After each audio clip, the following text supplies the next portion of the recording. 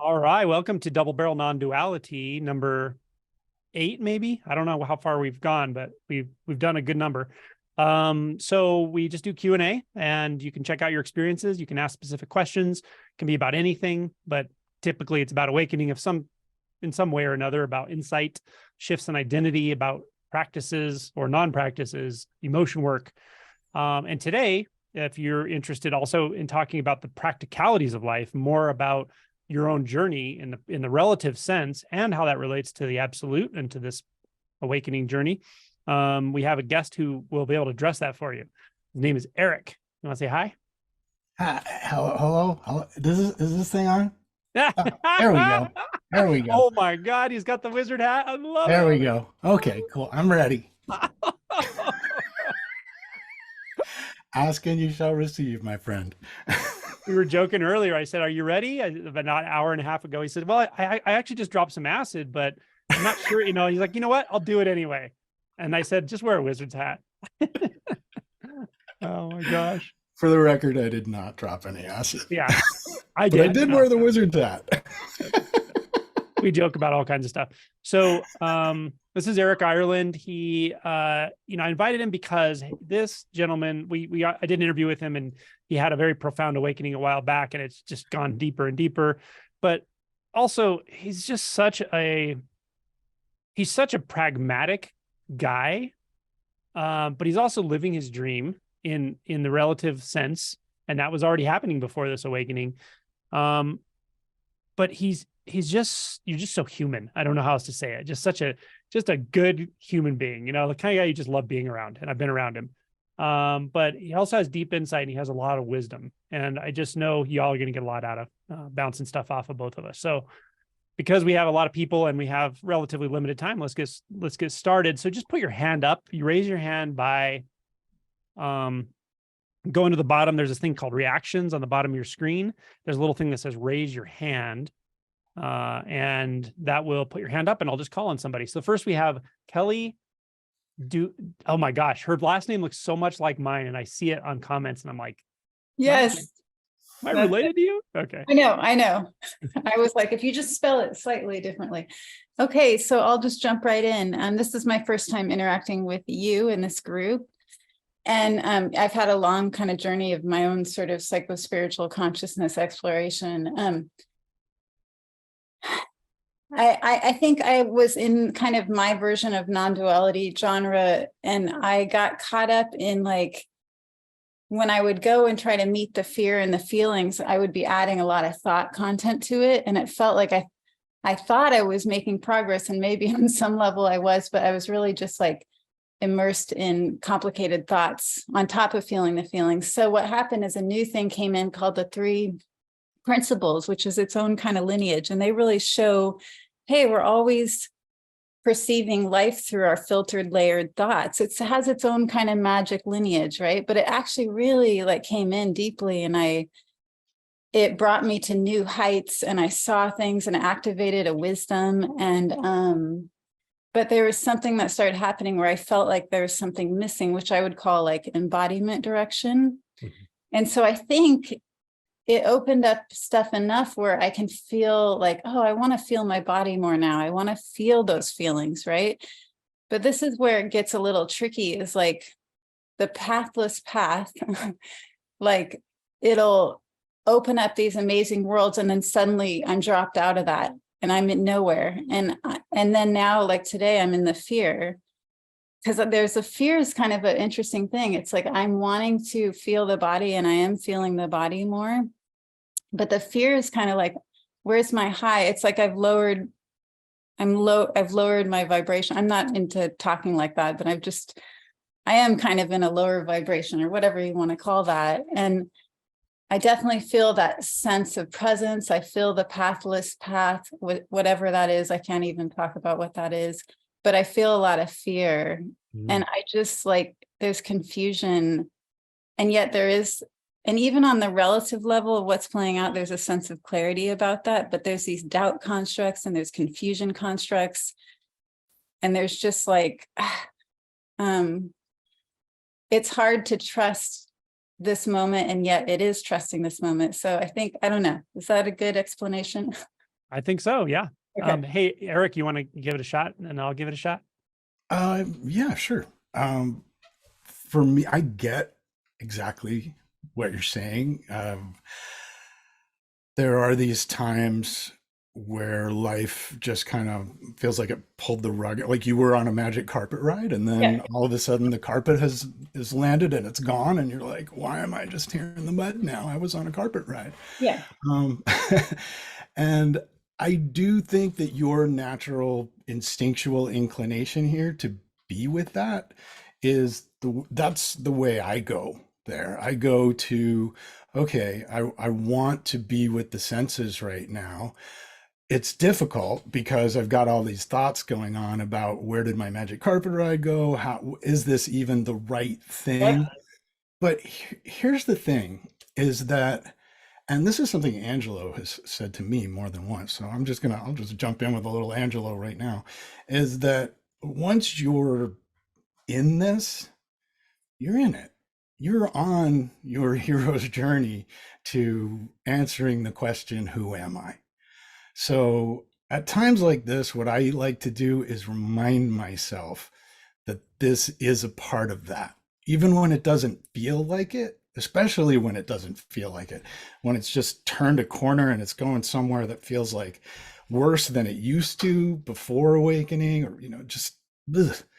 Be like, okay, you can know in a deep sense when you go, for me, when I go into those senses, that's when I'm reminded.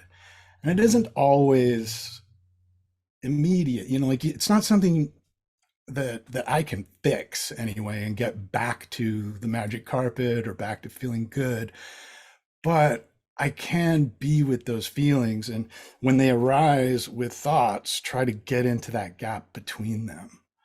And being in that gap lets the thoughts move off on their own, lets the feelings pass, just like feelings do, just like thoughts do.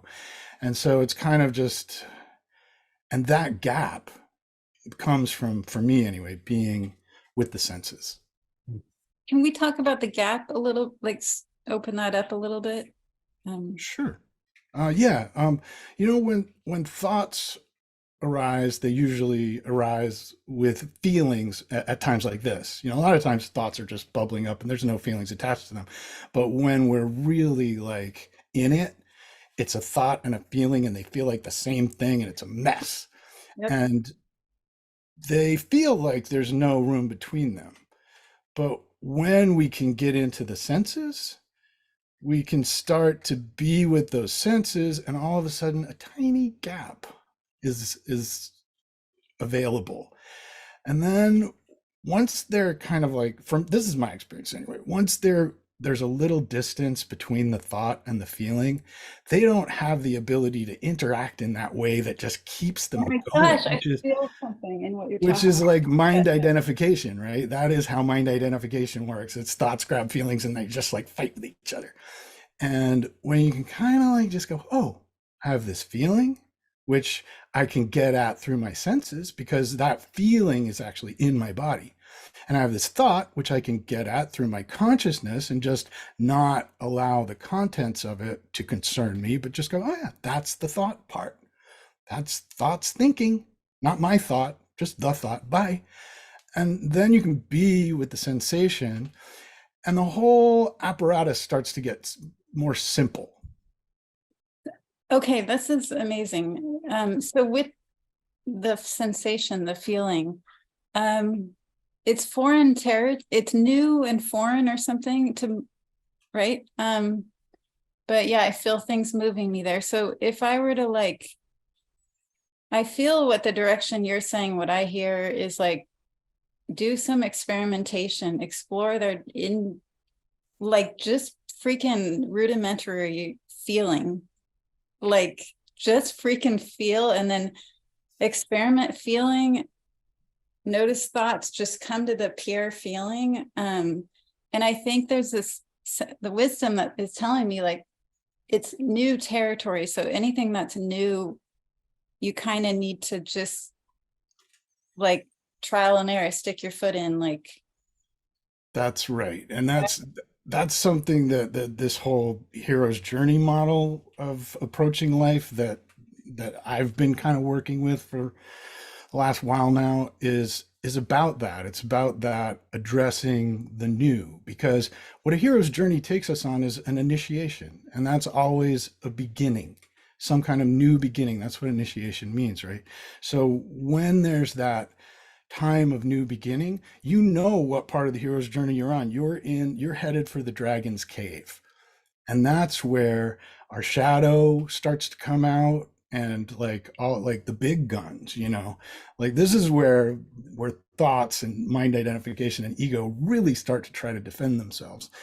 And they're like, the ego is kind of like a dragon, right? It's laying on this pile of gold that it can't use. Yeah. It's laying on this identity that it can't use, but it's defending it like it owns it, And so when we're coming up to that cave, when we know that there's transformation coming in life, like you do, you're on this path, transformation's coming.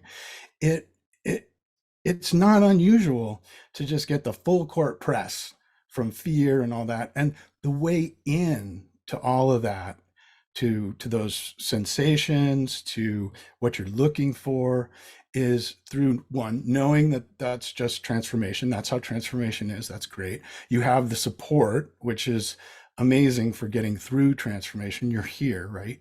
So, and then it's about feeling it and being there with your shadow. And one of the best things for that is a little self-compassion. Any kind of self-compassion practice that you can do, where you can just be good to you right now, because those thoughts are trying to scare you to get you to go back, but you couldn't go back if you wanted to. But you can't explain this to those thoughts, so you just have to let them go.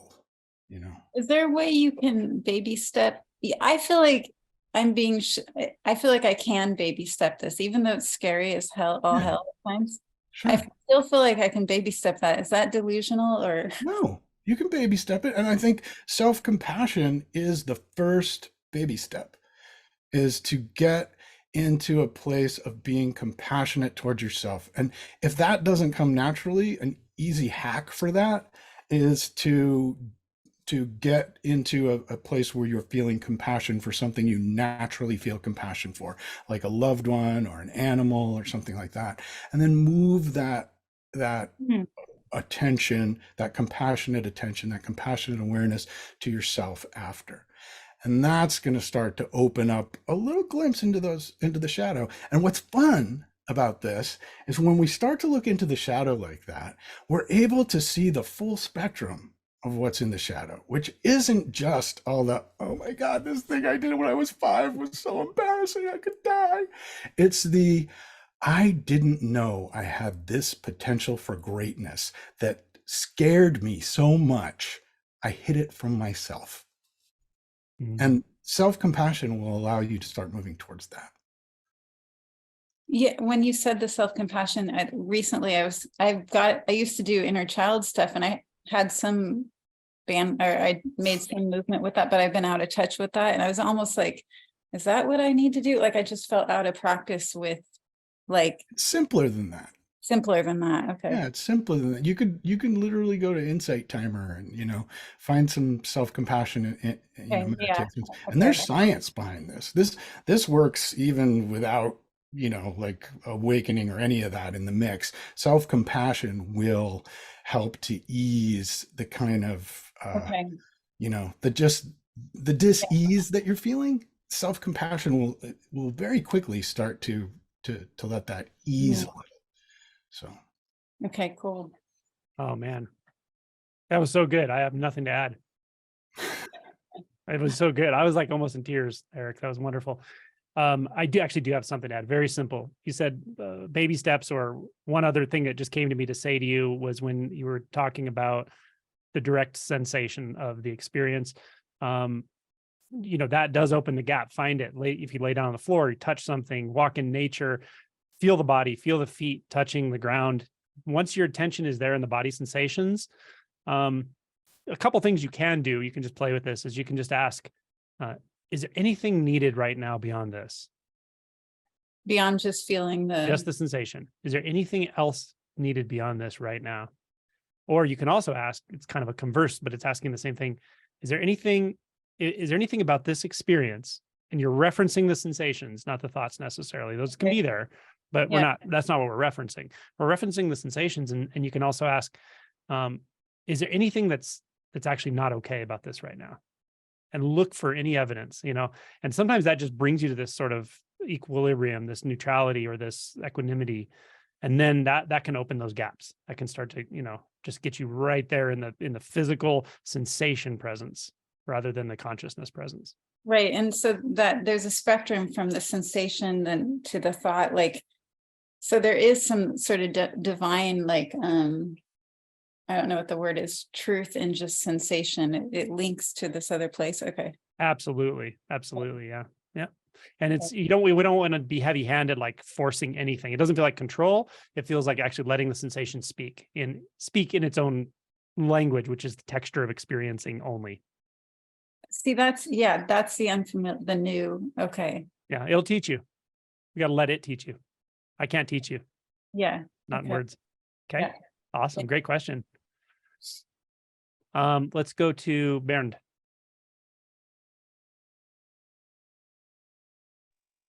Hey everybody. A little bit hard to follow. I have a pretty mundane question. Can you hear me? Yeah, I hear you just fine. Oh, thank you.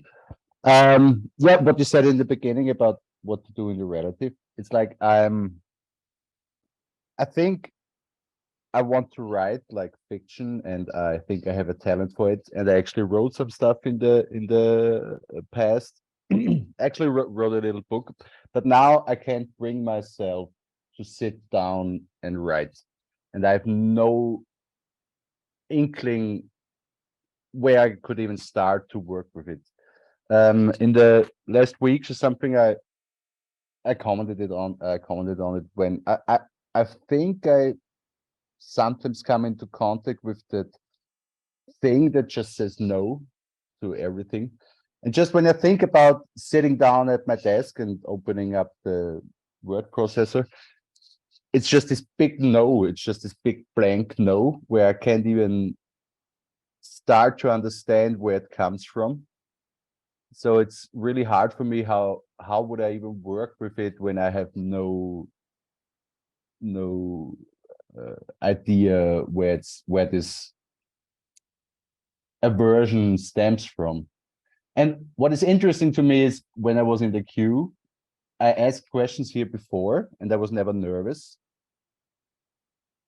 And I felt that I'm nervous, and I think I'm nervous because even saying that struggle I have with writing to anyone is making me nervous. It's not speaking with you or to speak to 50 people. It's speaking about the thing that I think, and it's like, I don't know. And then it's this whole mind stuff. It's like, I think I want to write, but then it's like, yeah, but which part of me wants to write? Does my ego want to write, or is it like my purpose in life, or I have absolutely no idea. And then I reread today something Adyashanti said about control, and maybe that could be a thing that if I write something and I put it out there, I have to totally let go of control. It's like I created it, I put it out there, and then people can do whatever. I have no control over it anymore whatsoever. And it's funny because I wrote a little book with 3 stories in there for a contest, and I'm not promoting it at all. I barely told my family and friends that I wrote it. So yeah, that's where I'm totally hung up. And I have the intuition that it is something to do with this whole awakening stuff, but I'm totally lost. I really have no idea where to go from here, or what practice to do, or whatever. I bet Erik No has idea. a lot to say for you. That's my guess. Yeah. I have been here, Bernd. Yeah. Very, very much I've been here. I want to ask you something. Have you found other parts of your life where you've run up against like resistance? Yeah, and romance stuff, probably. Yeah. Yeah. Okay. Yeah. So when this happened for me, I it was around childhood trauma. Like I knew that I was learning a lot about trauma at the time. I was going through my own, just like, how do I get to the root of these? I can't do the things I want to do in Yeah. life. And I knew because, like my birth lasted for 36 hours and involved forceps and all kinds of things that finally ended up being a cesarean section. And this was in the 60s when things like this were pretty brutal. I came out black and blue. I know for a fact I'm probably had all kinds of trauma about that.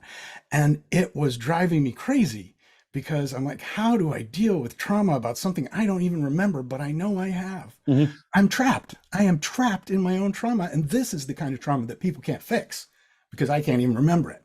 So how Yeah. am I going to go to therapy and tell somebody about that? And Yeah, I so, was, so can I interrupt you? Actually, sure. I came to this point with my therapist that she also said that probably I got traumatized before even my conceptual mind was Yeah, built.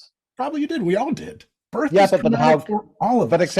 exactly what you're saying. How can I grab that conceptually when it happened before I had the Right, ability right, for exactly. concepts? Here's the good news. You don't have to. Yeah, And yeah, this that's what I isn't figured. from me. I was lucky enough to have this conversation that you're having with Angela and I with Gabor Mate in Mhm.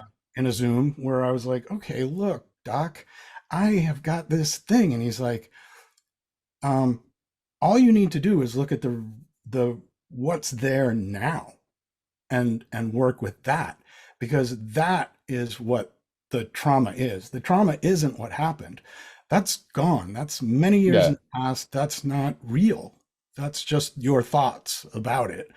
Um, and so I realized that my thoughts about it were just part of the resistance pattern that was cementing itself in place by Yeah. my thoughts about my inability to deal with it. Like this is when, what I was talking about earlier, this is when resistance is really doubling down. The real key for me was seeing that resistance wasn't a problem. Resistance it wasn't a bug, it was a feature. It was a part of what I had been using all through childhood to define myself and protect myself. I just had never quite grown out of it.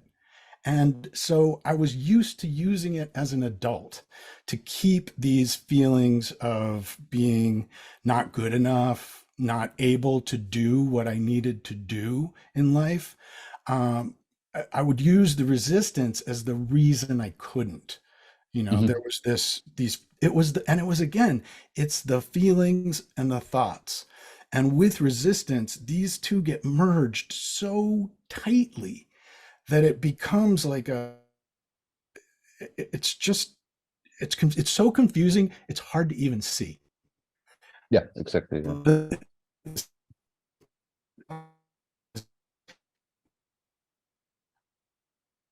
I just freeze up. Oh, A Yep, little bit, back. yeah, but you are back. Yeah. okay, all right.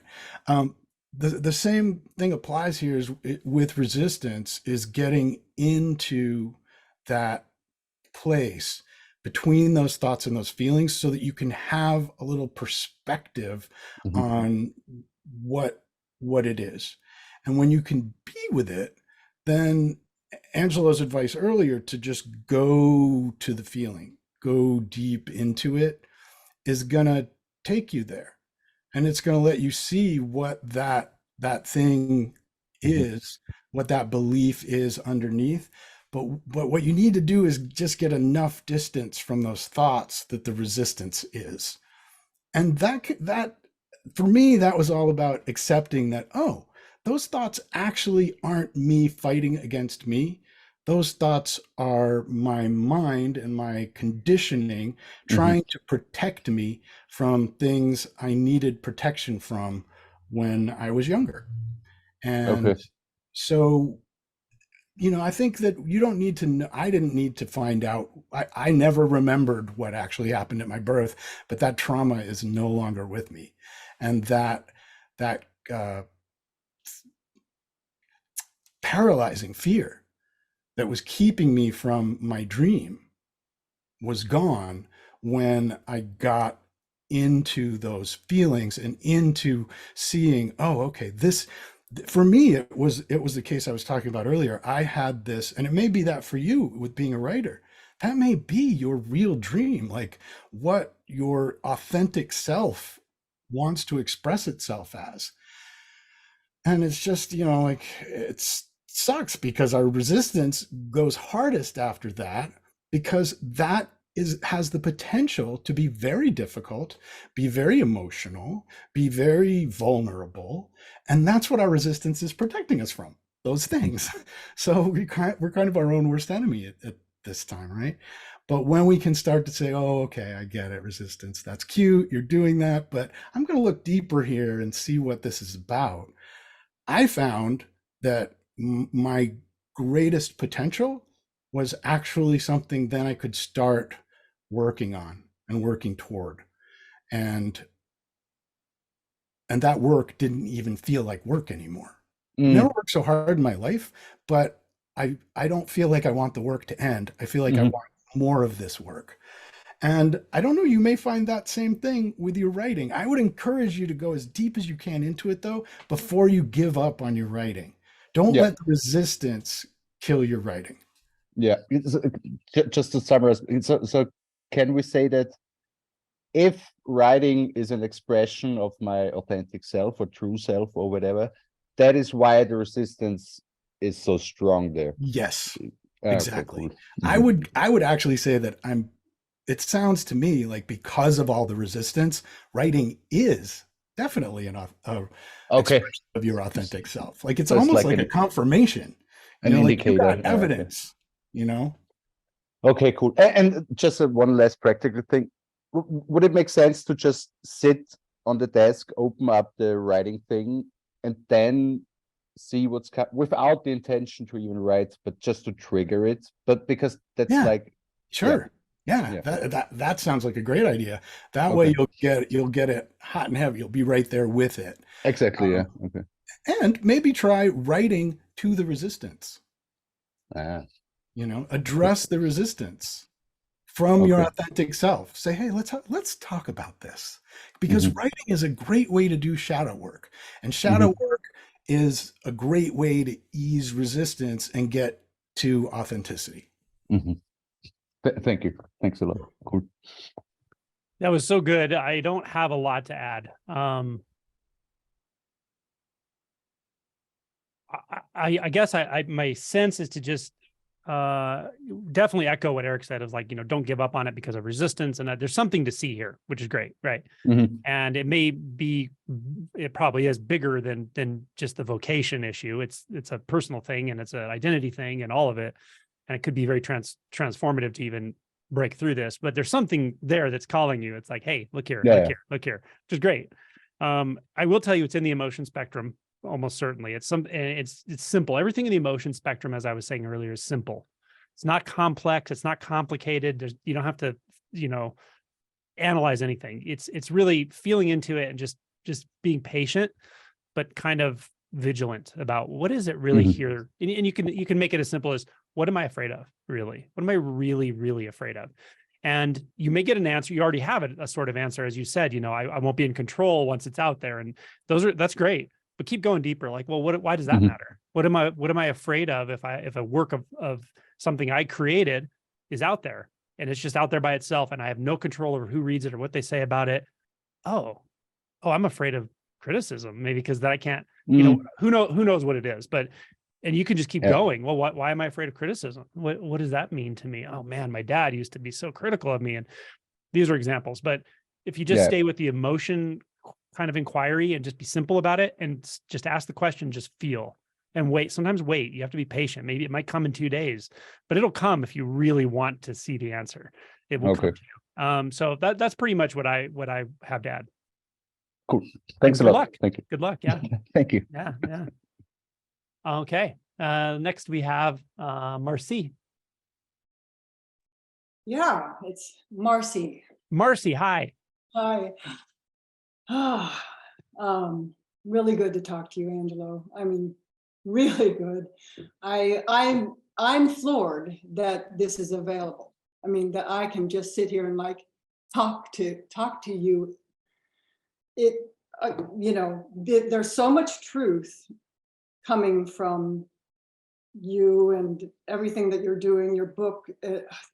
And so I'm just like, this opportunity. And so I wanted to say, I've been watching a lot of videos and so forth. And one of the things I realized was I've been to a couple of these things and too afraid to raise my hand. I did the first time, but anyway, because of the shame barrier. Mhm. And I really saw that. And I was like, okay, all right, that's enough. You know, that's enough. There's still some fear, and my body's trembling a little bit now, but it's not about shame. It's more about being seen, Mhm. you know? Yeah. Yeah. So, I gotta reflect what you said, that it amazes me truly every day that there's this many people I can come in contact with that are interested in digging in to their true nature, to going where most of us don't want to go. Even us don't want to go there, but we're doing it. That I can interact with this many people who have, for whatever reason, the interest and the heart to do this astounds me. That's what I have to say. So, well, I'm so glad we're all here. mhm. Me too. Yeah. Yeah. Yeah. So what, I've been talking with Violet in her groups and stuff, and what came up in her group the other day was around the unknown. So that's where I'd like to explore Yeah. now.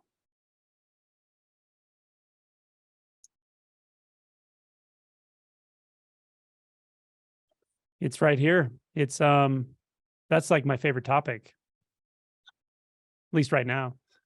Um we're literally walking right into the unknown every moment. And part of us absolutely knows this. And part of us is absolutely terrified of it. And actually, this theme has been threaded throughout these conversations in this last hour. We construct an interface that part of us believes and part of us doesn't believe in it actually exists. And we put it up like this, and we look through it as we navigate the world. And it has a lot of different names, this interface. It's called relationships. It's called my spiritual life. It's called my everything I think about myself and know about myself, my coping mechanism. It's essentially coping mechanisms. But the thing we don't want to see is that all of that, it's not actually doing anything at all. That's what we don't want to see.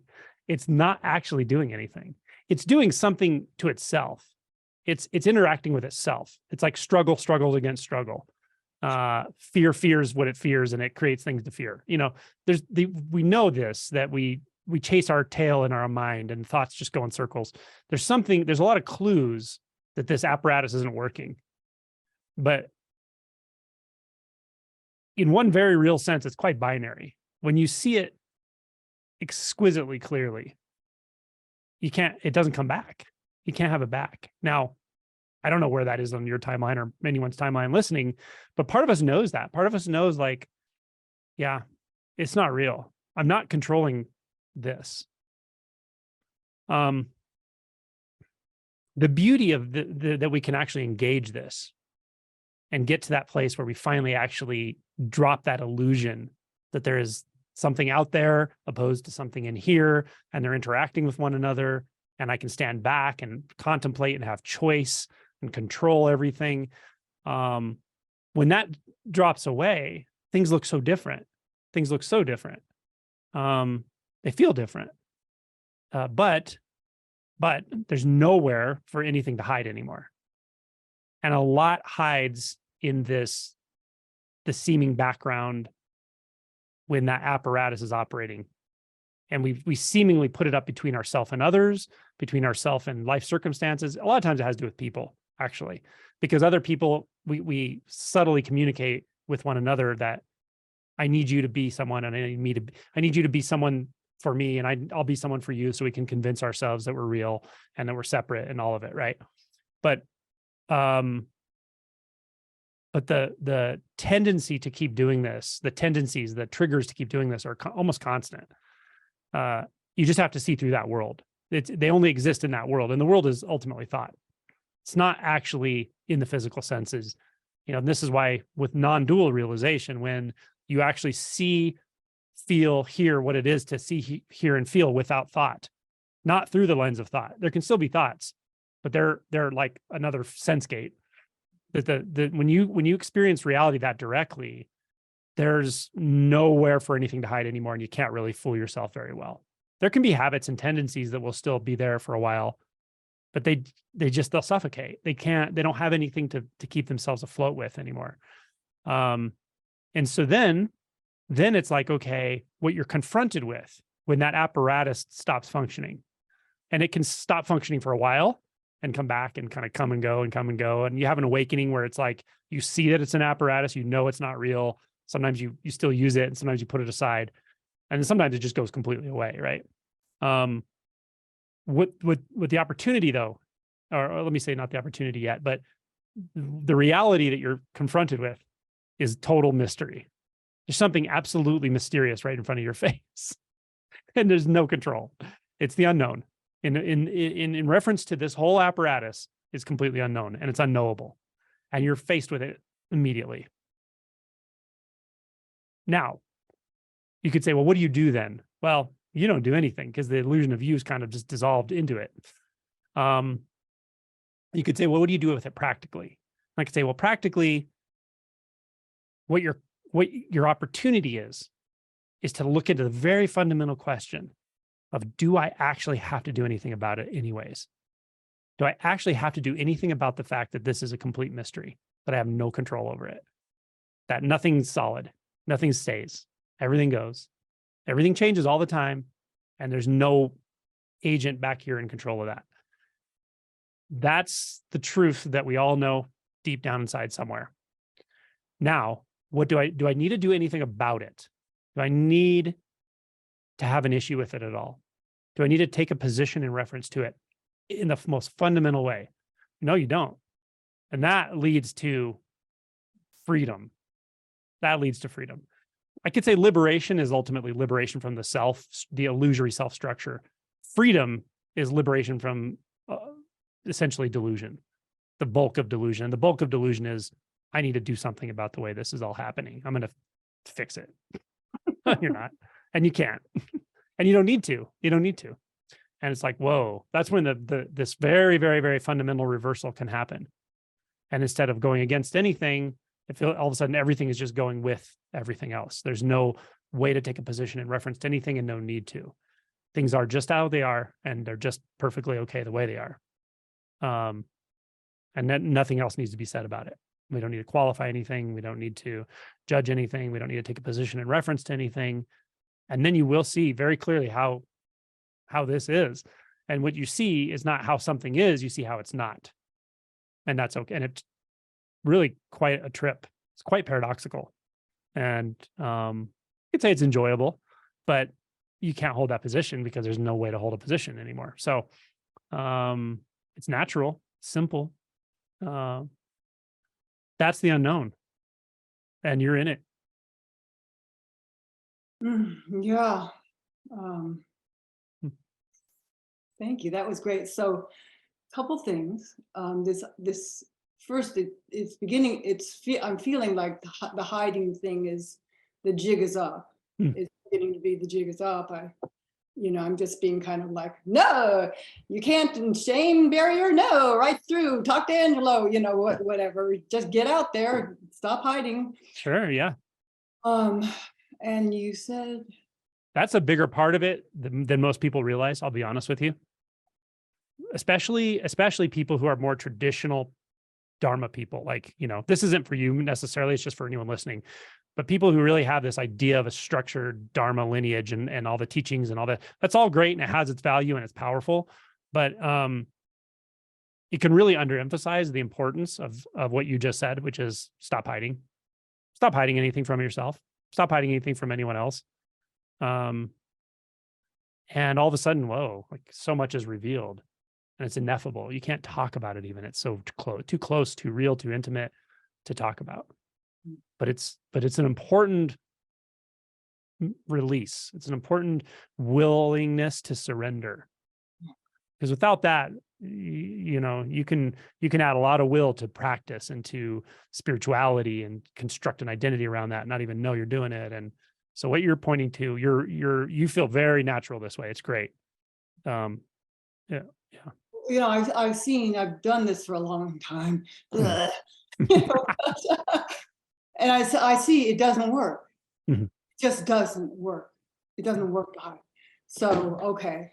So here we go. So, and then there was something you said about the way it isn't, or what was that? I kind of missed that. Well, so there's this thing that's really nice, like a nice pointer. So this in deep stage realization, we might say that what you see through is that you see through inherent view, right? A view is you could say it's an opinion at one level, at the mind level. At the perceptual level, it's a fundamental perceptual experience of self and other, subject and object. That's what view really means.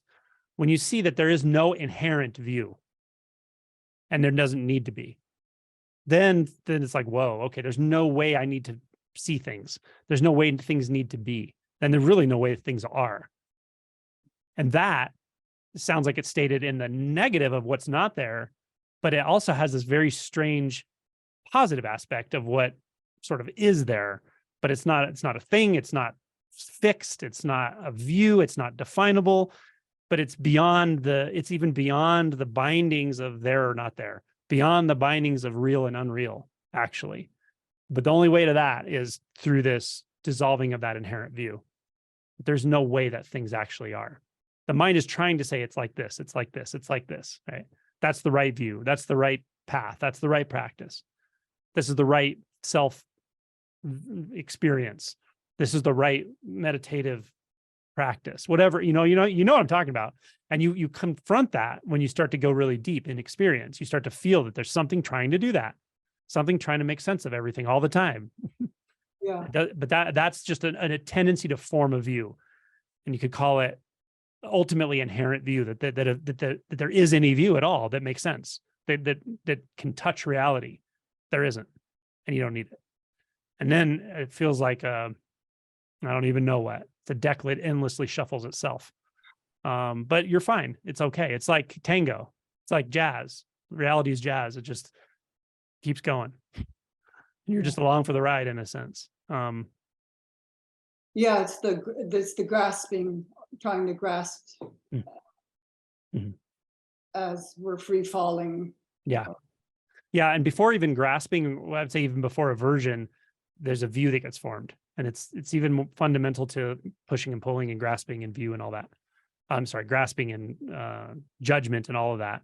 Because to do any of that, you have to sort of take a position. Where am I in relation to this moment? In the most fundamental way the mind puts together. And it actually does it with a reflection of the senses. It does it often with a visual experience. That's why the visual field is a very powerful place to practice. Because if you really see what's there, if you commit to seeing what's actually there, you're not going to see solidity. You're not going to see distance. You're not going to see form. You're not going to see perception. There's no one seeing. There's only the seen. So the visual field is a very powerful place to do this, because I think the mind takes literally a visual snapshot. Oh, this is 3 dimensions. That's something over there. That's over there. I'm over here. Okay, whew, now I know where I am. Now I can think about what I'm going to do, and then the thoughts can catch on from there. But you can actually learn to discern the difference between the internal reflection of what's seemingly being seen and what's added to that, which is distance, objects, perception, like almost like reaching out and grabbing onto something and turning it into an object, or holding yourself back from it. All of those are so quickly processed by the mind that we don't realize we've bounced back into the mind. But you can just lean right out into the visual field as a meditative practice, let's say, and just don't come back. Stay out there. Notice how long it takes before the mind starts chattering, or you start checking back in with what's happening or yourself or anything. That's a thought. Go back out there. Very simple. Okay. That's one way to do it. Because when you're out there, you're not going to see any view. There's no view there. There's no view because there's no position, no direction, no up or down, out, in, back, front. There's just that. Yeah, I get like a little whiff perfume of it, you know? Yeah. It's easier than, how can I say this? I think it's actually easier than most people think to do what I'm talking about with the visual field, but the pull back into conditioning is strong depending on, but that changes throughout the day too, though, and throughout your week and month. So if you're consistent, you'll find times when it's much easier to do that. But it's not hard to be, the non-dual experience is not hard because it's always there. What's hard is to see when, oh my God, I'm getting pulled back into thought. I'm thinking about everything, right? My life, my problems, my partner, my job, my boss, my whatever we think about. Seeing that's a strong pullback, but it's not what's actually happening. What's actually happening is out here. And so you can train it like a muscle. You can practice that. And you can start to ask, is there a boundary here? Is there a self and other? Is there a dividing line between sense of subject and the world of objects? Yeah, so actually thinking that we are having some control and having effects and all of that is just a game, kind of. Yeah, it's like an afterthought. Mhm. But I will caution anyone listening to just believing that can be unhelpful, because I think it happens. And there's certain types of speaking about non-duality where it's non-doership is the only thing that's emphasized. And you can easily learn that and believe it. You can taste it, but you think it, but to realize it, you don't have to think about it. It's very obvious. There's no doer. There's no agency. There's nothing apart from anything else to act on anything else. There's not separation, distance, objects, and so forth. So from there, it's just obvious. And you see that agency, control is really a bunch of afterthoughts. But that's important that you said that, because there's that spiritual bypassing stuff that goes on with kind of neo-Advaita is what it's termed, and there's stuff that's going. I say I have to feel. What I'm getting from you is feel it fully, feel it, sense it, feel it. Don't have to think about it. No. Yeah.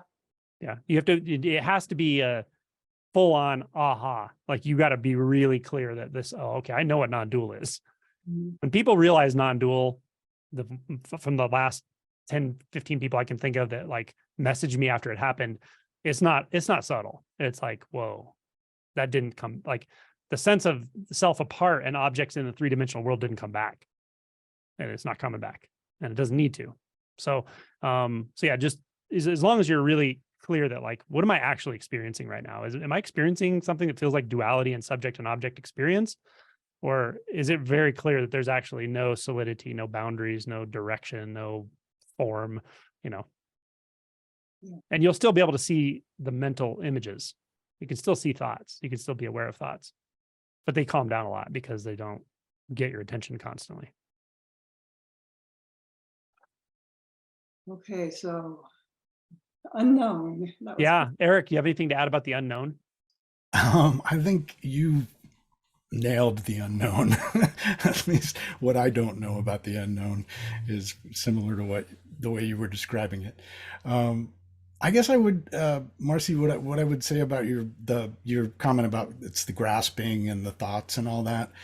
What I found was really helpful for me, and this was something that Angelo kind of made clear to me in our talks about surrender. And then reading in his book about surrender and intention meeting surrender and how powerful that can be, is that kind of like he was saying, a way to work your muscle for getting that realization of non-duality. Another way to work your muscle for turning grasping into a willingness to surrender, for me, was practicing yielding. So like surrender wasn't something I thought, I didn't know how to do it, and then I realized from Angela that it's really not something you do, it's something you're asked to do. And if you have the willingness, surrender will happen in that moment when the asking comes. But what we can do in our daily life at times where we're grasping or we feel the mind trying to make and fix and do is to yield. And that's just to yield to our nature, to yield to that part of us that isn't thought, that is maybe intuition. Maybe you sense it in a different part of your body. For me, it doesn't happen up here. When I'm thought identified, I'm up here. I'm a little thing inside, But when I'm in touch with my nature or my instinct, I'm down here. I'm in my gut. It comes from a different place, and it's not like even language. It's like symbols, and it's different, right? And I think we all have some sense of that. We call it intuition or what have you. But when I yield to that, I exercise my surrender muscle so that at the times where surrender is what's asked of me, my intention, along with that practice of yielding, has made it simpler and more obvious and less contracted.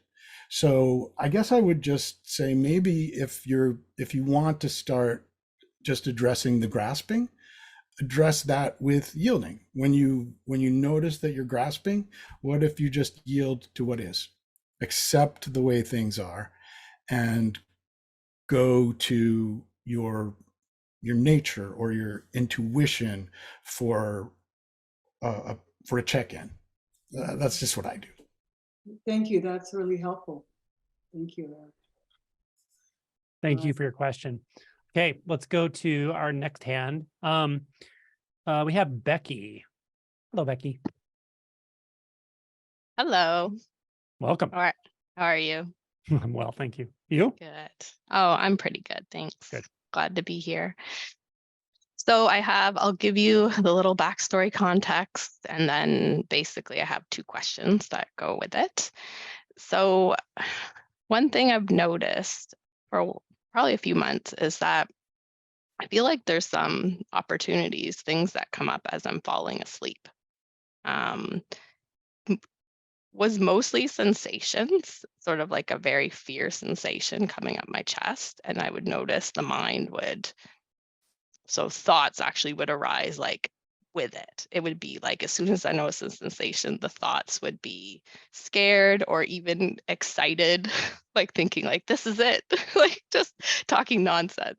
So, I don't know, I've had that happen on and off for a while. And then recently, something that's kind of interesting is that I'll have images pop up in my visual field with my eyes closed, getting ready to go to sleep. And they're different. Like I can see images, as I know most people can, but they're different in the sense that it's not a feeling like, oh, I thought of an apple. It's like out of nowhere, an apple appears. And it's, again, that feeling of like being scared, like that type of, again, that sensation that I assume is pretty common to fear. And it just feels different. It feels like not me. It's like it happens spontaneously. Like it feels like something, I don't know, just again, like separate, I guess.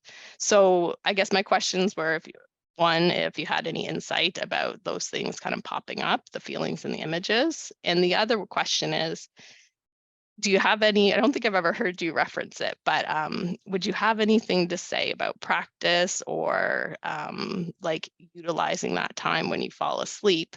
Because it seems, you mention alertness a lot. And of course, I feel like when I'm trying to fall asleep, I'm doing the opposite of alertness. So I've kind of thought, I don't know really how to work with this.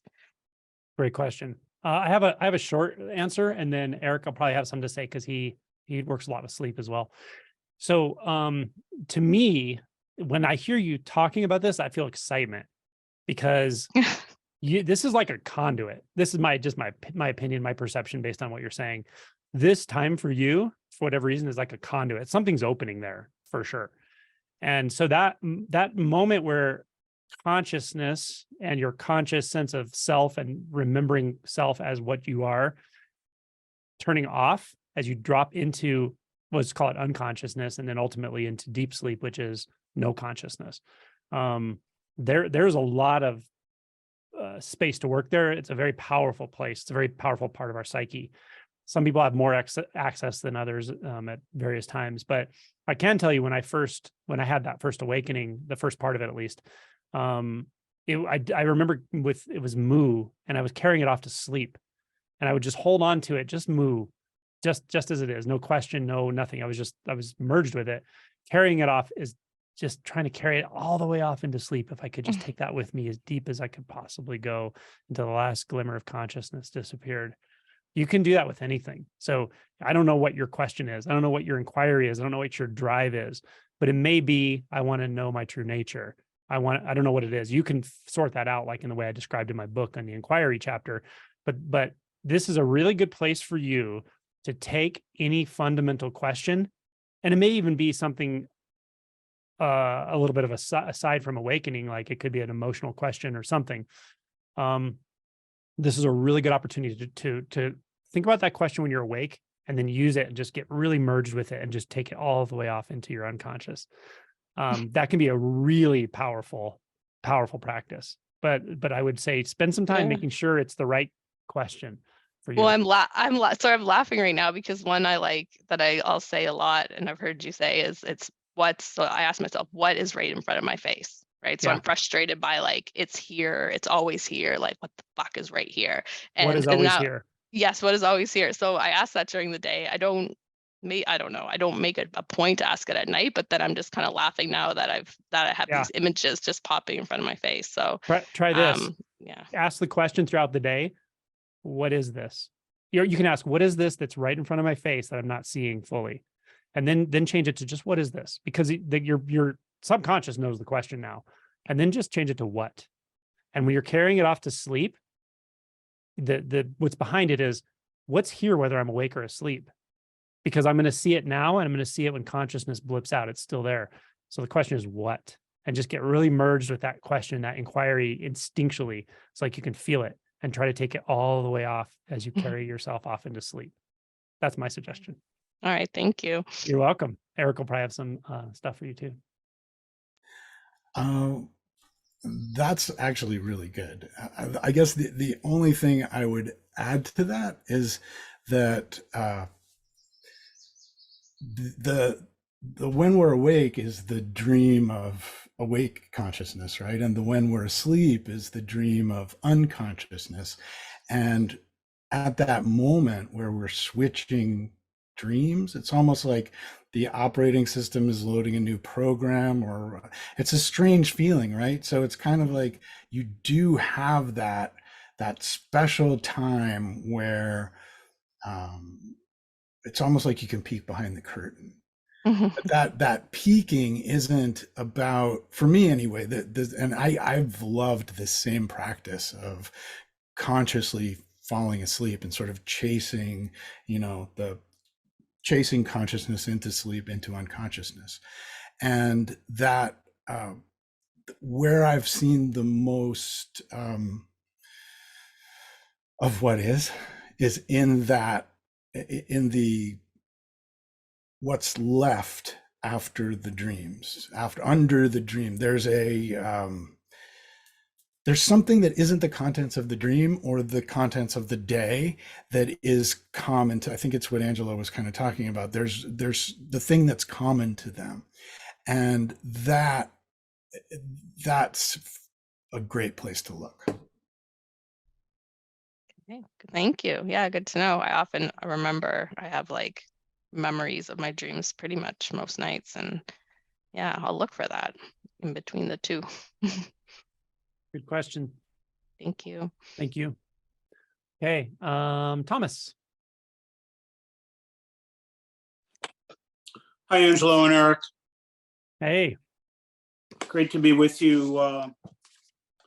Good to Angelo, see I you was again. listening to the interview you did with Scott Britton, the tech entrepreneur, and one of the things that really jumped out at me was he mentioned the word source when he was talking about being an entrepreneur. I forget the exact context, but it was in a period where he was uncertain, and he mentioned the word source, and you confirmed that. And I was surprised because when I hear the word source, I think of God and religion and divine. And I've spent time in metaphysics and affirmative prayer. So my sense is that a piece of that is intuition, but the word source, I mean, it implies that there's some place or something beyond us or beyond my mind. So I wanted to ask you about that. Yeah. So like when I'm talking, how can I say this? When I'm talking to someone and they're telling me about their life and their stories and all that, I also, I think you said I confirmed it, right? So I also confirmed that too. I go, yes. Yep. Because I can go where they are. I can experience that with them. It doesn't mean it's real though. Well, I'm curious. So what you would whatever, say. what anyone's level of understanding is and level of insight, I don't confront it ever unless they ask me to, unless I'm working like one-on-one with somebody, or I just know them well enough that we're ready to go to the next level. I might start hinting at it. But Okay. if I full on speak about reality in a very, very direct way, it's extremely triggering to almost everyone. So I don't do that. So what I do is I just navigate it with people where they are in the moment, if that makes sense. So yeah, I mean, someone could say something in an interview that has insight for sure, has had an awakening. Maybe they haven't had maybe they haven't had non-dual realization, but I don't need to like point that out necessarily or whatever, if that makes sense. There is definitely deeper stages to realization, and things change a lot as you get deeper, let's say. Even that kind of verbiage doesn't make sense to say you go deeper or anything like that. It's just a conventional way of speaking, but things get very, very different at deep stages of realization. But I don't really point that out to people. I certainly wouldn't in an interview, and I wouldn't directly push somebody unless I really feel they're ready for it and sort of asking for it, if that makes sense. Okay. So I try to work with people where they are. Well, I don't remember you. I haven't heard you using that word too much, source. I wouldn't use that word. Um, Are you asking me my experience? yeah. There's no source. I mean, there's no source. There's no actually existing source. There's no actually existing realization. There's no actually existing person. There's no actually existing state of enlightenment. There's no actually existing dharmakaya. There's no actually existing ignorance. There's no actually existing need to awaken. There's no actually existing awakening state. So there's not much to say in that it's sense. continuously evolving, shifting. Sure, you could say that. Okay. But there's no it. There's nothing evolving. There's no point of reference by which something can be judged to be evolving. Okay. And there's also no need to refute evolution or the relative world either. Right. There's no absence of a relative world.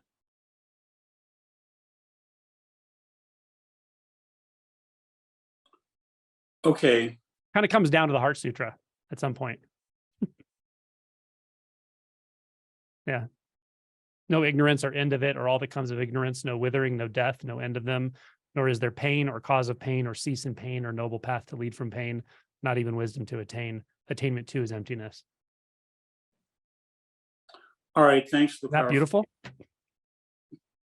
You got that. Eric?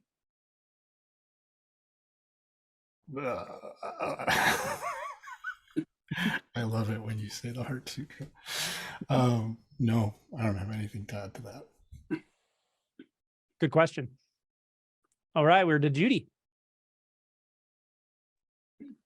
Hey, I have had a long time ago, long time ago.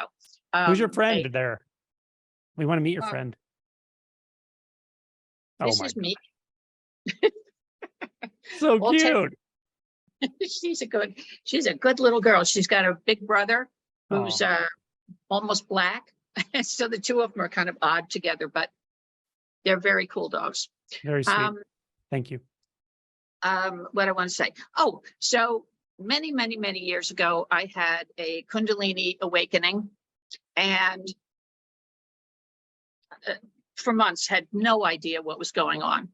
And so eventually I kind of got my bearings again, and some parts of me came back and some parts didn't, and all that jazz. And eventually it was just fine. And time went by and I didn't really pay that much attention to it. So recently I decided that I wanted to start at the beginning, because I started at the end where like it was all black. According to me, there was just blackness. And so I guess the recorder was not working. So, okay, so I decided I wanted to start from the beginning and see what non-duality is like to begin and go in. So I've been having experiences lately of obviously non-duality, but I don't know if I'm like doing beginner's non-duality, or am I doing,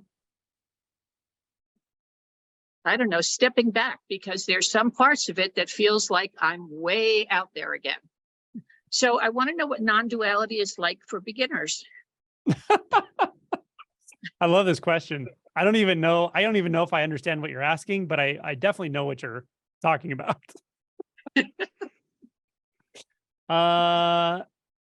You know, my inclination is to tell you, like, you have to trust your instinct utterly. Yeah. Yeah. And is there any part of you that's apart from the sounds from the visual experience right now? Oh yes, right now it's definitely a part. Oh, okay. Okay. All right. So it comes and goes. Yes. Oh, And okay. That's the question. Oh, yeah. Well, realization of non-duality is when it doesn't come and go anymore. Okay, got it. Yeah.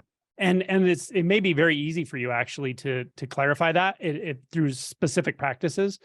So like if you're looking out at me, or you're looking at the screen, right? You could say there's a person on the screen talking, and then to the sides there's whatever's on the side of your screen, and then there's the walls over here, and right, you could sort of see that in the central part of my vision there seems like there's an object that I'm interested in paying attention to. But if I move your attention to the periphery without turning your eyes, you become a little bit more aware that there's something out there that's kind of not an object, right? It's like a visual raw experience. What you can do is like notice as you scan your attention inwardly, where does it become an object, if anywhere, and why? And you can practice that way. You can also practice it back toward what feels like the subject watching the object, which is the visual experience. Where's that dividing line? In the visual experience itself, you have to watch the experience, see, is there a dividing line there? If you think about it, your mind will go into like non-duality talk. That's not the point. The point is to actually go, oh, can I actually come backward towards something in the visual experience? In the visual experience, do I get somewhere when I go toward me, toward the subjective pull? Do I go anywhere? Where can you go? There's nowhere to go. So there's no subject, right? But you have to keep looking there until it's very obvious, and it can shift and not reverse.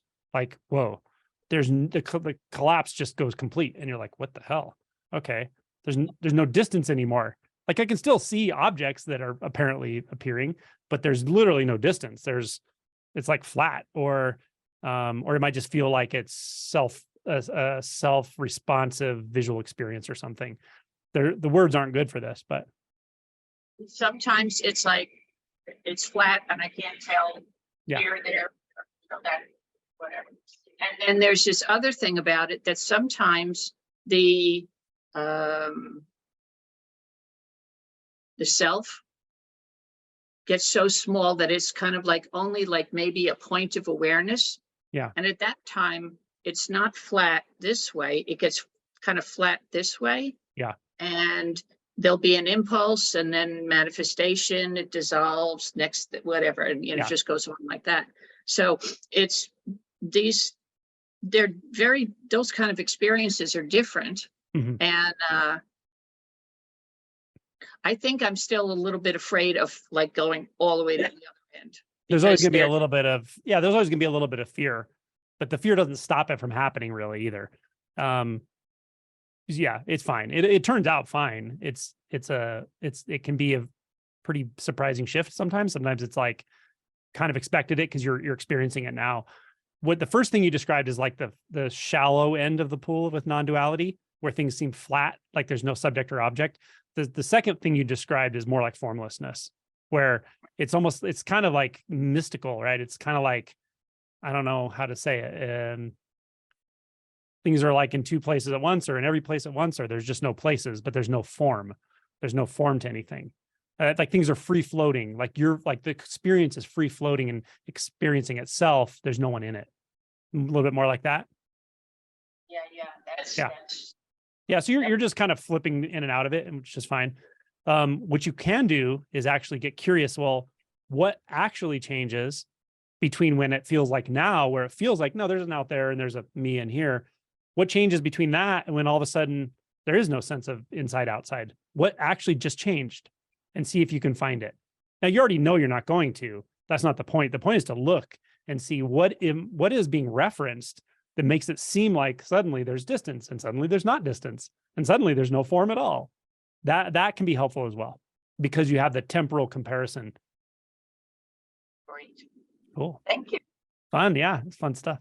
And that bit of fear back there is totally normal. Yeah. Erik? I would just add that that's kind of the same, what it feels like for me now. I'm in it, I'm out of it, I'm in it, I'm out of it. And it also has, especially since the retreat, been a sense of like, there's nothing to do about that.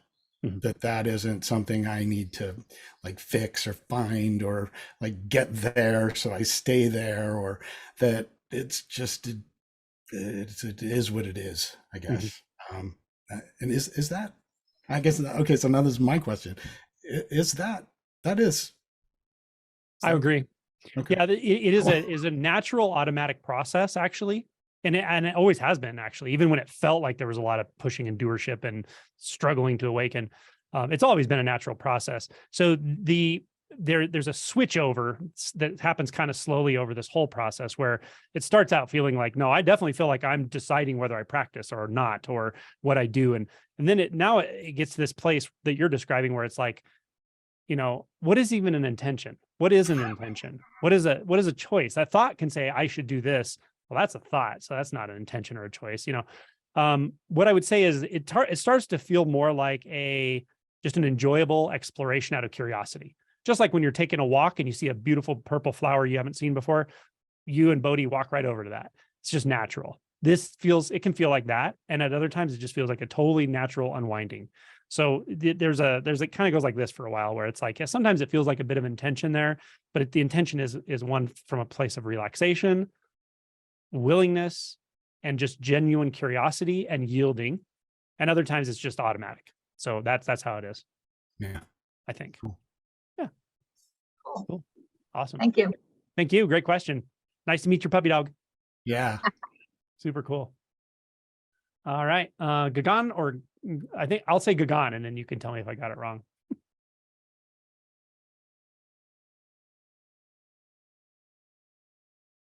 Can you hear me? Yes, I do. So Angelo, very namaste, and I would like to pay my respect and gratitude to you. I've learned a lot from you over the past few months. I just want to share my story. Is it okay? You guys Yes. have time, or Yeah, we have two people after you, and we have about 45 minutes. So yeah, just if you can keep it shortish, but please feel free to share. Yeah, I have not shared these stories, my story with an enlightened being before. So this is my opportunity. I just want to, not let go of this opportunity. So my journey with spirituality started in 1998. And something happened. I was going through suffering at that time, little physical problems. And then suddenly I got into spirituality and I started having a lot of weird experiences like Kundalini Jagran. And I started doing walking meditation because I was reading Osho at that time. And in walking meditation, I was just watching my body all the time and doing a lot of awareness exercises. So that went on for a few years. And then in 2005, I got a book by Ramesh Balsekar, Consciousness Speaks. And I read that book, and suddenly that book, something inside me was, felt that this is it. This is what I was looking for all the time. And then from Ramesh Balsekar, I started reading Nisargadatta Maharaj. I came to know about that. So what happened after that was that one day, 2007, April, after the birth of my second daughter, I was sitting in the bathtub and I was reading a book of Maharaj about seeds of consciousness. And then suddenly, it was like a eureka moment happened. And suddenly I felt something in the center of my head, like somebody hit with a hammer. And suddenly I told myself, what I was looking for is life itself. I am life itself. And so I come out of my bathroom and look at my brother-in-law. I saw myself in him. Like I saw everywhere, I saw it was me everywhere. Like in the stars, sky, everywhere, it was me only. And that experience, I don't have much recollection. I have to always go and ask my brother-in-law because he remembers more than me. Because for me, it was only bits and pieces I remember now. I can just put together. Anyway, so I remember after that second day, I remember when I went back to work. While I was walking back to work, suddenly I felt that mind was coming back. The conditioning was coming back, and I was back in my regular self. The identity was never went away. Identity was still intact. How long did that take? Next day, like 24 hours, maybe 12 hours, 18 hours. Okay. And the next morning I was back, but I felt uncomfortable whole day. But that was that feeling, that thing never came back. Of expensive consciousness that I am everywhere. Because whomever I looked to, it was me everywhere. Stars, people, everywhere. It was me only. So that experience left, and I didn't know what happened to me, and I just forgot. So in 2009, I came to know that this was something awakening or from somebody. I didn't even know this happened to me. So I started doing more walking exercises, meditation, reading books, lots of books I read, Guy Finlay, Vernon Howard, and then did a lot of awareness exercises. I've been doing that. But then I had a lot of health problems. Things just got delayed. I'm working full time. But still, the thread was there that I was always working on myself, on awareness exercises, be it walking meditation, be a witness. Sometimes I would say I'm a witness on the hills and watching myself walking. I went to Vipassana camps. I did 2 of Vipassana camps with Goenka ji. I went in Jessup, Georgia, and one in Texas.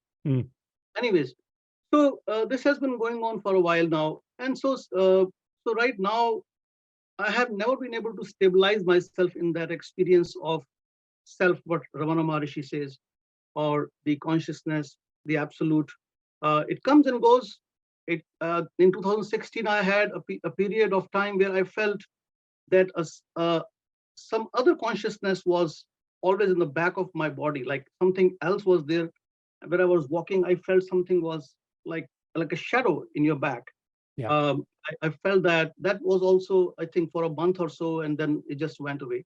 So things never stabilized the way I was. I think probably now listening to you, and I found out that it was more, I was avoiding the shadow work. Probably it was my parts of my trauma from my childhood, and so my personality issues, that probably I was like not being authentic to myself. I was like putting up a lot of pretense, and so so listening to you, I was able for a few days ago, I noticed that my feeling was that when we have a trauma, we keep the pain in our body, mainly in the heart center, in the chest. Yeah. So in meditation, what I was doing was I was hyperventilating to not to experience the pain in the chest, like the palpitations and the pain.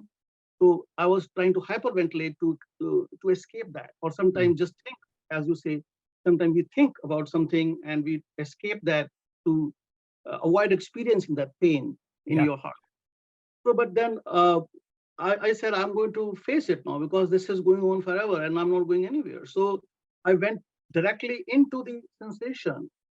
And after that, just one day experience, I found that one day one night I was sleeping, about to sleep, and I felt as if the snow has melted in my chest and something dropped.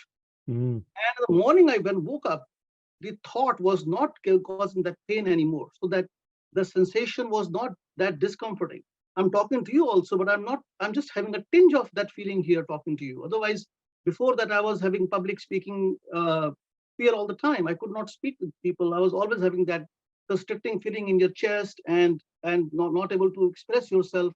But that's not anymore, because it's just a tinge. It's still there, but just it comes and goes like a tinge. It doesn't affect me anymore. That thing has helped me a lot. So I think that this is more embodiment of my own personality, of my own trauma, of my own acceptance. That is helping me a lot. So my question right now is that for past few days, what I've noticed is that it's very easy for me to just dismantle my identity, and it just shifts from here, as Erik was saying, something in the belly or in my back. So I would just be nowhere suddenly. So like I was doing I was listening to videos in which you say stop, which means that accept everything as it is right now. What is happening outside and inside. If you are having resistance, accept the resistance. If you're having sensations, difficult sensations, accept. If you're having reactions to certain things. So the moment I do those, I suddenly get in neutral space. In that neutral space, there is no hard self in body. I localize self in the head. I'm like in a diffuse state, but that also causes fear, as if I am losing something, or am I doing right? Is it okay to be in this state? Because the more I stay in that state, I feel that sensation in the returning, but I'm able to watch that too. But I want to ask, is it okay to be in that state where I feel that I am nowhere? Like body is still working. I'm talking to you. Like right now, I'm talking to you, and I'm still experiencing it right now. So it's like, where am I? Where am I? So there is no I there. I'm talking to you, but that discomforting feeling is always there, when I do that. So I just wanted to ask you what to do in that. Am I going crazy? Is it normal? That's why my question is to you. That's great. No, I think you're in a really good place, actually. Very towards the beginning of what you were describing, early on in your practice, I was thinking to say to you what you were thinking about before, the sense that the strong sense of I, that's not the I am sense. This is the I am sense. Okay. Well, I'm almost certain of what Ramana meant when he said I am sense is what you're talking about now. It's not a thought, and it's not a centered sense. It's a very, very bare sense of experiencing, and it's not a particularly personal thing at all. So that's what I think actually is what opened up, and that's great. And as Nisargadatta said, you can just rest in that, and everything will come. Everything that needs to be experienced will come there. So fear needs to be experienced. It'll come. It won't last forever. It's okay that it's there. And you also, the really overarching thing I want to tell you is you don't need to make conclusions about this at all. You know, now you have direct access. You have direct access. This is not your thoughts, and you know it. There could be thoughts, but you know this isn't your thoughts. There can be emotions, but you know this isn't your emotions. You have direct access. Just keep going back there. That's all I want you to do. Just like Nisargadatta said, his teacher told him, rest in that I am sense, and in 3 years I was liberated. Whatever, you know, that's what I would instruct you, is just like that has opened for you now. Trust it. So is it like I'm supposed to stay in that sense as long as possible? Like Don't strain to do it. Don't force anything. Just become more and more curious with it. Curious. Just let yourself steep in it until it starts to feel very stabilized. And then you may start to pick it up in the sense fields. Like the sound may all of a sudden feel exactly like that, like very much like that, like very intimate, in a non-dualistic way. So, but don't worry about it. You don't have to make that happen. It'll happen naturally. But mostly I want to tell you, you can trust this, because that sounds like that's your question. Yes. It's very simple. It gets simpler and simpler. Don't overcomplicate any of this. Yeah. You've done a lot of work, and that's work's paying off, especially the shadow work. So good for you for picking that up, because people can overlook that for a long time. Yeah, that's what I did. Thank you. You're welcome. Thank you. You're welcome. Okay. Let's go to one more person, and we'll have Erik answer one as well. Susan. Hey. Hi. Hi, how are you? Well, I'm doing well. How are you?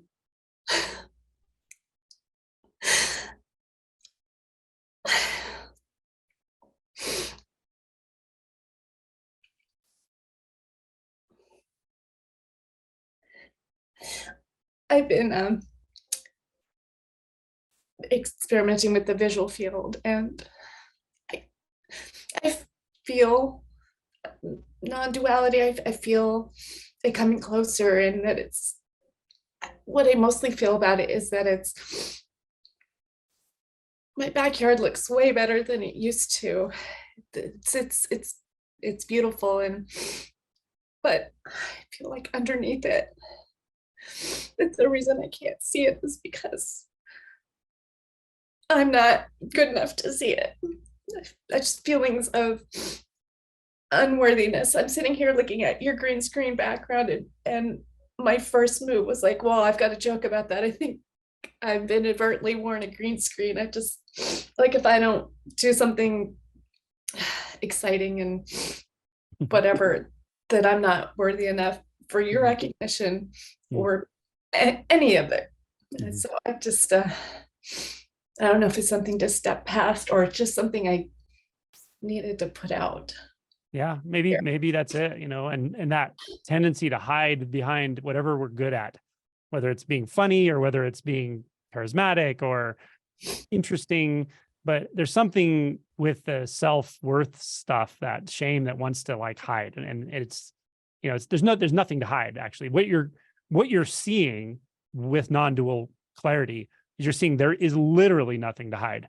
There's no thing to hide. There's no one that can be hidden. There's nothing that can be hidden. There's nowhere to hide it. And that, but actually, and as wonderful as that sounds, and you can directly experience it, anything that feels like it's been hidden or any tendency to hide will become very, very illuminated. And it'll feel like, whoa, like what in the heck is this? So for anyone who's listening to this, it's very interesting that this stuff keeps coming up like person after person, but listening to this, it sounds very different.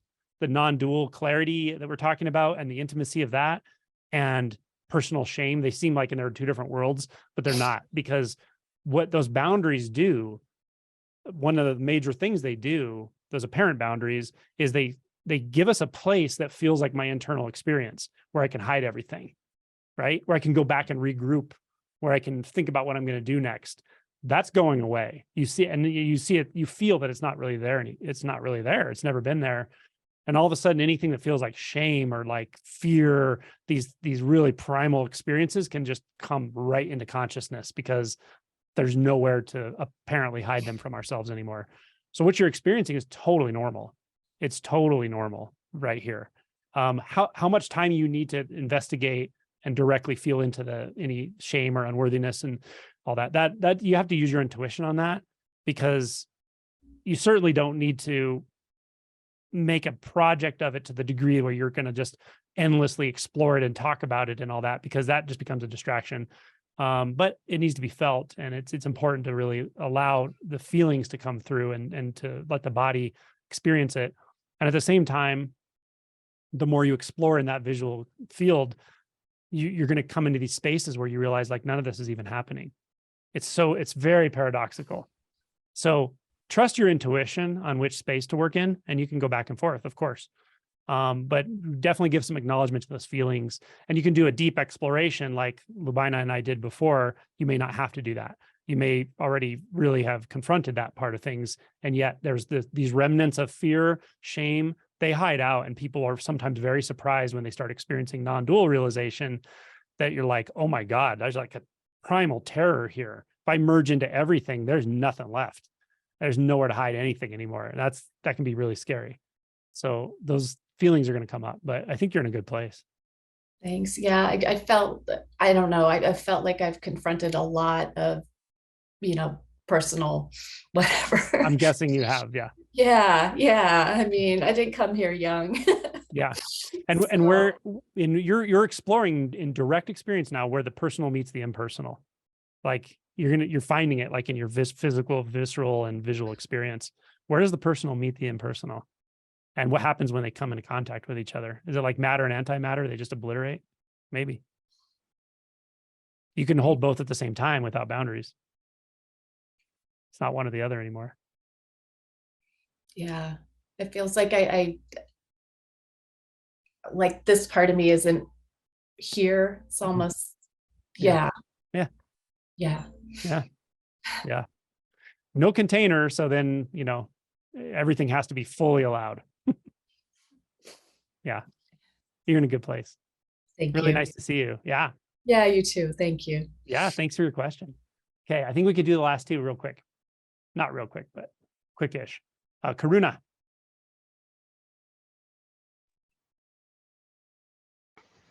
I'm unmuted. Hi, I'm Karuna. Hello. I'm in England. Yeah, hi. Can you hear me? Yep. Yeah, great. Okay. So I use the pointer what is here. So I go walking every day and I check that I'm regulated. I check that I'm present and welcoming my experience. And then when I'm walking, then I ask, what is here? And so for the last kind of long time, I've noticed that there's no story in anything. There's no story in what is here. There's no story in what is seen. There's no story in what is heard. There's no story in what is touched.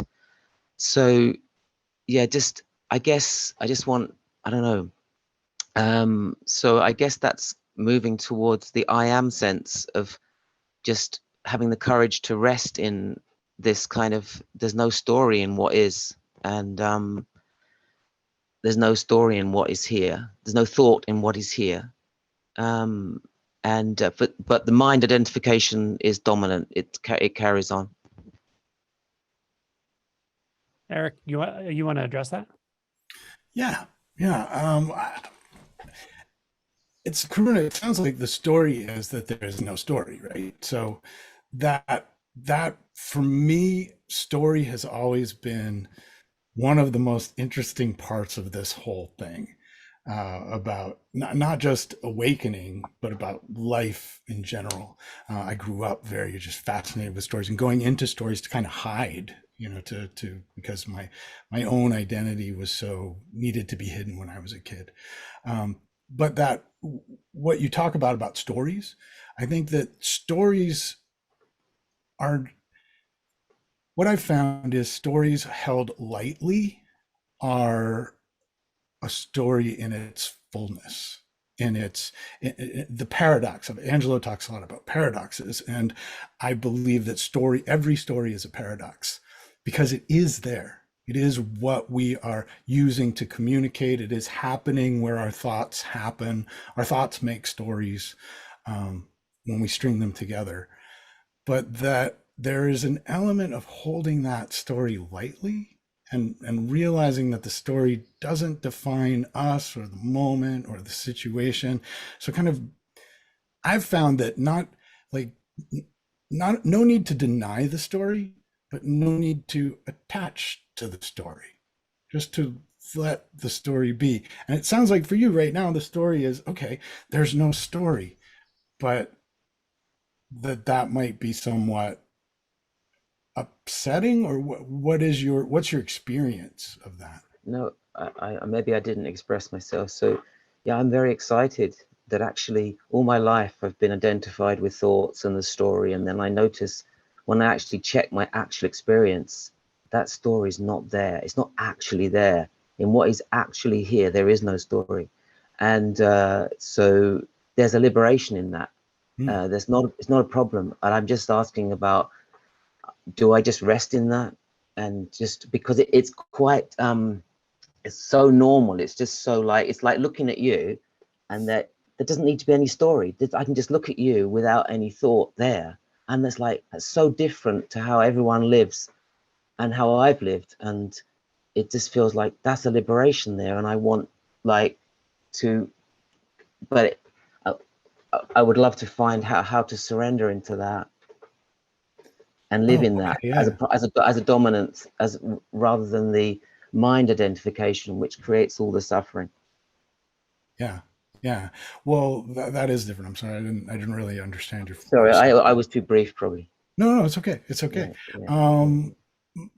My personal experience of that is that you're right at the edge of surrender. You know, what worked for me there when my story started falling apart, and I was like, things were just, I didn't really know what was happening, and I would have glimpses that would like last for a day, where I would lose a sense of the story. I would lose a sense of me as a conceptual self, but it would come back. What worked for me at that time was to do inquiry, and I did it with just alternating between inquiry. I just picked a question that worked for me, which was, who am I? And my question is what is here? That's the who am I doesn't really work for me. Perfect. But what is here? That's the one I use, and I'm just gonna carry on with that. But it's my first time here today, and I'm just really pleased to meet you. You've got everyone actually, and especially the theme around shame as well, and this idea that we don't actually want. Actually, we got this idea we want to wake up and all that, but actually we don't. And there's that. Yes, that was really, really good today. Yeah. It's been really I useful. think Angela might have something else to add to this, but my thing would be, you're in such a great place right now, and that for me, when I was there, having those first kind of like falling into the story, falling away, but then it coming back, and felt very wishy-washy, like that was when I I reread Angela's chapter on what I just said. Words. What I reread Angela's chapter on inquiry, and inquiry, and I went deep into that with the willingness to surrender. And I would do it alternating between inquiry practice and natural meditation, sort of letting the natural meditation be the time that was the surrender devoted time, and the inquiry be the time that was the intention devoted time. And for me, that worked. I don't know if it will work for you, but and I'm sure Angela has something to add to that. All right, thanks, Eric. Yeah, I agree with Eric. The thing I would say is, I would say what he's saying. I'm just going to say it my way, and that is, it's critical to realize what you've realized, and that is, I am not my story. I am not my thoughts. Is what you really realized. I'm not any of those thoughts that have been here for all those years that I've been struggling with and reacting to and believing. Holy shit, none of that is what I am, right? That's really important. That's a very important insight. And sometimes that like leads immediately to an awakening and a shift and all that. It may or may not have for you, I don't know. My sense is it can go deeper. the experience you can find very easily by reminding yourself that I'm not my thoughts. I might call that non-conceptuality, and it's a very important realization. But then it kind of begs the question, well, what is this then? What is this then? Right? What was your question? Where am I? What is here? What is this? What is here? Yeah, that's it. What is this? And that question has already been ingrained in your subconscious, I'm sure by now, in your psyche. So you don't have to sit there and pound on yourself with the question, but just keep going and just go right into it until there's nothing left. Like nothing, not even marveling anymore at the fact that I am not my thoughts or my stories. This can go deeper, I think, but it doesn't, you're not going to force that to happen. I just think if you could, I think you can just concentrate yourself into it more, or you can absorb yourself into it more. And how you do it can be different ways. What Erik said worked really well. And I think that's a great recipe, actually. It may just be a matter of like really getting more and more curious. Well, what the hell is here then? Really, what is here then if none of that stuff is what I am? And letting the direct experience of what is here overtake. Let it just deepen and deepen, and it will. That's about it. But you're in a good place. Yeah. Thank you so Cool. much. All right. I think we're going to shut it down. I have to go to an appointment with a bunch of people on a barbecue. So thank you, everyone. Sorry if I didn't get to one or two people, but I really appreciate all your support. And thank you very much for your honesty, your vulnerability, your wonderful questions. This was awesome. One of the best we've had for sure. Really, really good. So thank you all.